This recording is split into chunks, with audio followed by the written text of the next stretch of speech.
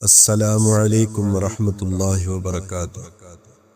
تو دوستو، حج تو سن 9 ہجری میں فرض ہو گیا تھا، لیکن فرضیت کے بعد آپ صلی اللہ علیہ وسلم تشریف نہیں لے گئے، بلکہ اس وقت آپ صلی اللہ علیہ وسلم نے حضرت ابو بکر صدیق رضی اللہ تعالیٰ عنہ کو حجاج کا امیر بنا کر بھیج دیا، اور ان کے بعد حضرت علی رضی اللہ تعالیٰ عنہ کو روانہ کیا کہ وہ جا کر سورۃ براءت سنائے اور یہ اعلان کر دے کہ سال کے بعد کسی مشرک کو بیت اللہ میں داخل ہونے کی اجازت نہیں دی جائے گی، اور نہ ہی کوئی شخص ننگا ہو کر بیت اللہ کا طواف کر سکے گا۔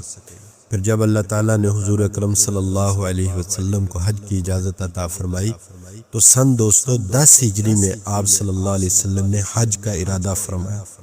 اس حج کو دوستو حجۃ البلاغ کہتے ہیں، کیونکہ آپ نے امت تک دین پہنچا دیا تھا، اور امت نے اس کو پہنچانے کی شہادت بھی دے دی۔ اس حج کو دوستو حجۃ الاکمال بھی کہتے ہیں، کیونکہ اس موقع پر اللہ تعالیٰ نے تکمیل دین کی آیت نازل فرمائی۔ اور دوستو اسی طرح اس حج کو حجۃ الوداع بھی کہتے ہیں، اور یہی زیادہ مشہور ہے، کیونکہ آپ صلی اللہ علیہ وسلم نے اس حج میں اپنی امت کو الوداع کہا، یعنی آخری دفعہ الوداع کہا، اور صاف صاف فرما دیا کہ مجھ سے حج کے مناسک سیکھ لو، شاید میں اگلے سال حج نہ کر سکوں۔ جب رسول اللہ صلی اللہ علیہ وسلم نے دوستو حج کا ارادہ فرمایا تو آپ صلی اللہ علیہ وسلم کے ارادے کی اطلاع دور دور تک لوگوں تک پہنچ گئی، اور بے شمار لوگ حج میں آپ صلی اللہ علیہ وسلم کے ساتھ جانے کے لیے تیار ہو گئے۔ حج کے لشکر میں اتنے لوگ شامل ہو گئے جن کا شمار کرنا مشکل تھا دوستو، دائیں بائیں آگے پیچھے لوگ ہی لوگ تھے۔ بعض روایات کے مطابق 1,24,000 افراد آپ کے ساتھ تھے، اور ایک روایت میں 1,44,000 افراد آپ کے ساتھ تھے۔ آپ صلی اللہ علیہ وسلم دوستو ذوالقعدہ کی 25 تاریخ کو مدینہ منورہ سے روانہ ہوئے۔ مسلمانوں کی تلبیہ کی آوازوں سے ایک دوستو عجیب سا سما بن گیا، لبیک اللہم لبیک لبیک لا شریک لک لبیک ان الحمد والنعمت لک والملک لا شریک لک۔ دوستو یہ تلبیہ بھی عجیب ترانہ ہے، اس میں محبت کا اظہار بھی ہے اور غلامی کا اقرار بھی ہے۔ جب حجاج کرام آواز ملا کر تلبیہ پڑھتے ہیں تو دوستو ایمانی جذبات بیدار ہوتے ہیں، اور پوری مجدہ دلوں پر بہار آ جاتی ہے دوستو۔ 8 دنوں کا سفر کر کے دین کے پروانے دوستو اور محمد مصطفیٰ صلی اللہ علیہ وسلم کے دیوانوں کا دوستو یہ لشکر مکہ المکرمہ میں داخل ہو گیا۔ مکہ مکرمہ میں 4 روز آپ صلی اللہ علیہ وسلم نے قیام فرمانے کے بعد منا میں تشریف لے گئے، اور دوستو منا میں 1 رات بسر کرنے کے بعد پھر آپ عرفہ کی طرف روانہ ہوئے۔ عرفہ میں آپ صلی اللہ علیہ وسلم نے زوال آفتاب، یعنی آفتاب اس وقت زوال کا وقت تھا، زوال آفتاب کے بعد ایک تاریخی خطبہ دوستو ارشاد فرمایا۔ آپ نے پہلی بات یہ ارشاد فرمائی، یا ایھا الناس انی لا ارانی و ایاکم نجتمع فی ہذہ المجلس ابدا۔ لوگو میرا خیال ہے کہ میں اور تم اس مجلس میں دوبارہ کبھی اکٹھے نہیں ہوں گے۔ یہ دوستو ایسی اطلاع تھی کہ جس کے ذریعے آپ صلی اللہ علیہ وسلم اپنے سچے عاشقوں کو اپنی جدائی اور وفات کے عظیم صدمے کو برداشت کرنے کے لیے تیار فرما رہے۔ سمجھنے والے سمجھ گئے اور ان کے دلوں پر قیامت گزر گئی دوستو۔ یہ پہلی بات اللہ کے نبی نے ارشاد فرمائی خطبے کے اندر، اور دوسری بات اللہ کے پاک پیغمبر نے ارشاد فرمائی، لوگو جیسے عرفہ کا دن حرمت والا ہے، جیسے مکہ کا شہر حرمت والا ہے، جیسے ذوالحجہ کا مہینہ حرمت والا ہے، اسی طرح تمہارے خون، تمہارے مال اور تمہاری عزتیں بھی حرمت والی ہیں۔ لوگو ان قریب تمہیں اللہ کے سامنے پیش ہونا ہوگا، اور اللہ تم سے تمہارے اعمال کے بارے میں سوال کرے گا۔ میرے بعد گمراہ ہو کر ایک دوسرے کی گردنیں نہ کاٹنے لگ جانا۔ آج امت دوستو اس حکم کو فراموش کر چکی ہے۔ مسلمان امت واحدہ نہ رہے بلکہ فرقوں اور جماعتوں میں تقسیم ہو چکی ہے۔ مذہبی، لسانی اور جماعتی اختلافات نے امت کو دوستو تقسیم سے دوچار کر دیا۔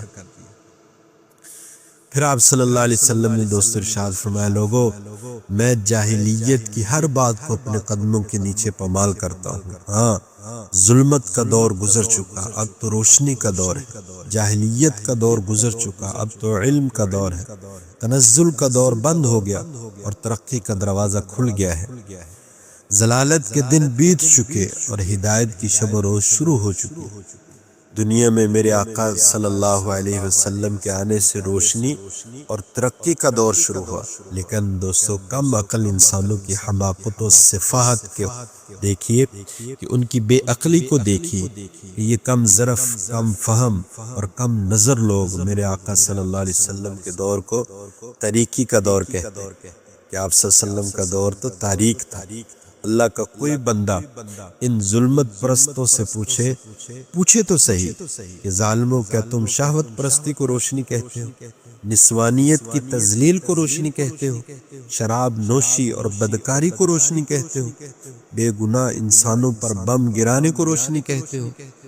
قوموں اور ملکوں کی سامراجی زنجیروں میں جکڑنے کو روشنی کہتے ہو؟ بے نسب بچوں کی ولادت کو روشنی کہتے ہو؟ سود، جوا، سٹا اور حرام خوری کو روشنی کہتے ہو؟ بہن، بیٹی اور ماں کے ناچنے اور تھرکنے کو روشنی کہتے ہو؟ یہ روشنی ہے یا تاریکی ہے؟ روشنی کا دور تو میرے آقا کا دور تھا، میرے آقا کے غلاموں اور غلاموں کے غلاموں کا دور تھا دوستو۔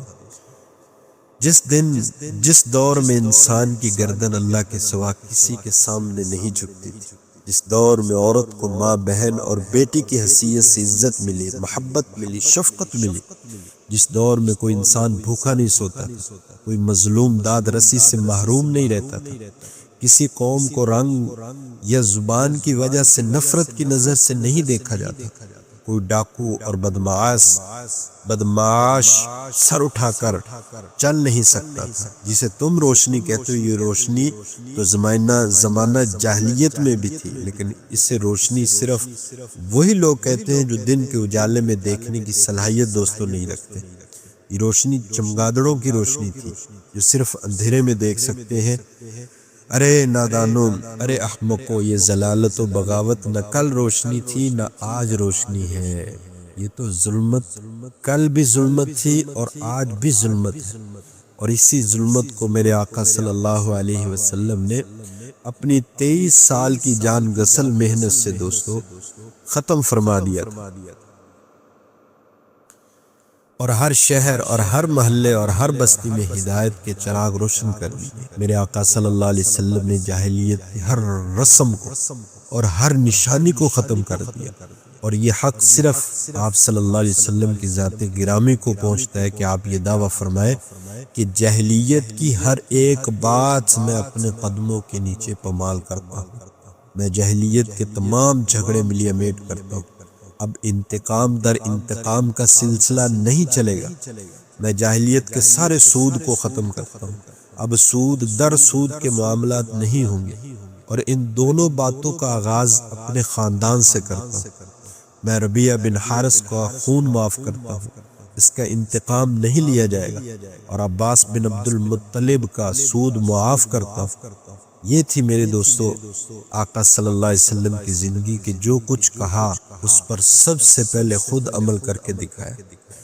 چوتھی بات جو آپ صلی اللہ علیہ وسلم نے اس موقع پر دوستو ارشاد فرمائی وہ یہ تھی کہ لوگوں، خواتین کے بارے میں اللہ سے ڈرتے رہو، تم نے اللہ کے نام کی ذمہ داری سے ان کو بیوی بنایا ہے، تمہارا بھی عورتوں پر حق ہے اور عورتوں کا بھی تمہارے اوپر حق ہے۔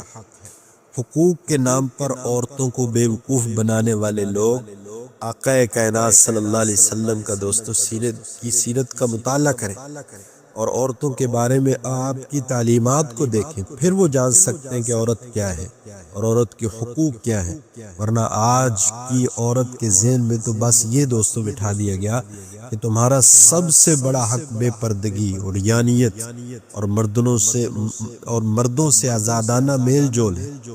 یہ جو مغرب پرست کہتے پھرتے ہیں کہ اسلام عورتوں کے حقوق غصب اور سلب کرتا ہے، تو یہ بات وہ اس لیے کہتے ہیں کہ اسلام عورت کی شمع محفل نہیں، شمع خانہ بننے کی تلقین کرتا ہے۔ جب تک عورت دوستو شمع خانہ تھی، گھروں میں روشنی تھی، سکون تھا، محبت تھی، گھر ایک مدرسہ تھا جس میں تعلیم تھی، تربیت تھی، اصلاح تھی۔ اور جب سے عورت شمع محفل بنی ہے، ممکن ہے کچھ عیاش طبع لوگوں کی سوچ کے مطابق محفلوں میں روشنی پھیل گئی ہو، مگر بے شمار دوستو گھر تاریک ہو گئے ہیں۔ نہ وہاں روشنی ہے، نہ سکون ہے، نہ محبت ہے، نہ مدرسہ ہے، نہ تعلیم ہے، نہ دوستو اصلاح و تربیت ہے۔ اللہ کے نبی کو خواتین کے حقوق کا اس قدر خیال تھا کہ ہر اہم موقع پر آپ صلی اللہ علیہ وسلم نے اپنے صحابہ کو اس طرف دوستو متوجہ فرمایا۔ حجۃ الوداع میں بھی متوجہ فرمایا، اور جب آپ سفر آخر پر روانہ ہونے والے تھے تو اس وقت بھی متوجہ فرمایا۔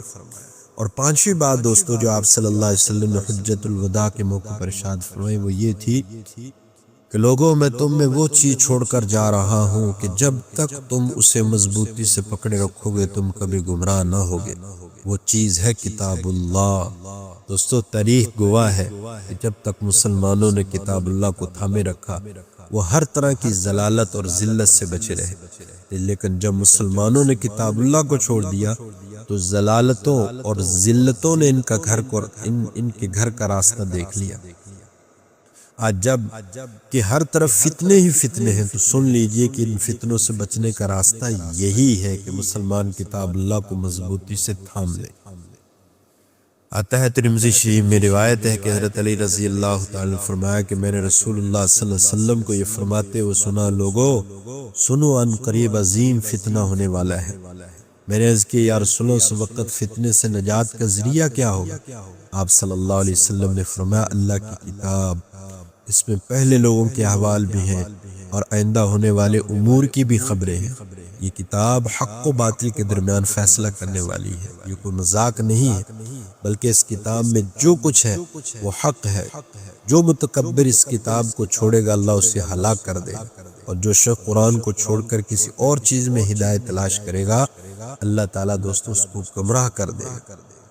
تو دوستو اس عظیم کتاب میں ہدایت ہے، نور ہے، ایمان ہے، رحمت ہے، برکت ہے، دنیا اور آخرت کی کامیابی ہے۔ اس کتاب میں قوت اور طاقت ہے، اللہ تعالیٰ کی رضا کا سامان ہے۔ اس کتاب کو سینے سے لگانے سے عزت و عظمت حاصل ہوتی ہے، اور اس کتاب سے قطع تعلقی کرنے سے دوستو ذلت اور رسوائی نصیب ہوتی ہے۔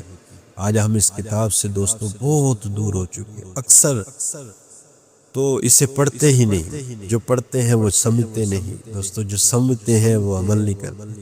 ایسے لوگ بہت گنے چنے لوگ ہیں جو یہ تینوں حقوق ادا کرتے ہیں، یعنی پڑھتے بھی ہیں، سمجھتے بھی ہیں اور عمل بھی کرتے ہیں۔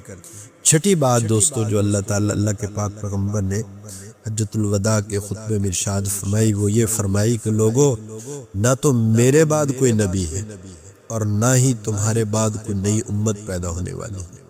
خوب سن لو کہ اپنے پروردگار کی عبادت کرو، 5 وقت نماز ادا کرو، رمضان کے روزے رکھو، خوش دلی سے اپنے مالوں کی زکوٰۃ دو، اور اللہ کے گھر کا حج کرو، اپنے والیوں کی اطاعت کرو۔ اگر تم ایسا کرو گے تو تم اپنے رب کی جنت میں داخل ہو جاؤ۔ اور دوستو 7ویں بات جو اللہ کے پاک پیغمبر نے اس خطبے میں ارشاد فرمائی وہ یہ فرمائی کہ لوگوں تم سے قیامت کے دن میرے بارے میں سوال کیا جائے گا کہ میں نے تم تک اللہ کا دین پہنچا دیا کہ نہیں، تو بتاؤ کیا تم جواب دو گے؟ آپ صلی اللہ علیہ وسلم نے دوستو جب سوال کیا اور مجمع کے کانوں سے یہ سوال ٹکرایا تو 1,24,000 یا 1,44,000 کا مجمع پکار اٹھا، قد بلغت وادیت ونصحت، آپ نے اللہ کا دین ہم تک پہنچا دیا، آپ نے نبوت کا حق ادا کر دی، آپ نے کھرے کھوٹے کے بارے میں اچھی طرح بتایا۔ تو دوستو اللہ تعالیٰ نے سورۃ مائدہ میں اپنے نبی سے فرمایا یا ایھا الرسول بلغ ما انزل الیک من ربک وَإِن لَّمْ تَفْعَلْ فَمَا بَلَّغْتَ رِسَالَتَهُ، اے ہمارے پیغمبر جو کچھ آپ پر آپ کے پروردگار کی طرف سے اترا ہے یہ سب آپ لوگوں تک پہنچا دیجیے، اور اگر آپ نے یہ نہ کیا تو آپ نے اللہ کا پیغام پہنچایا ہی نہیں۔ اور پھر اللہ کے نبی نے اللہ کا پیغام اللہ کے بندوں تک دوستو پہنچانے میں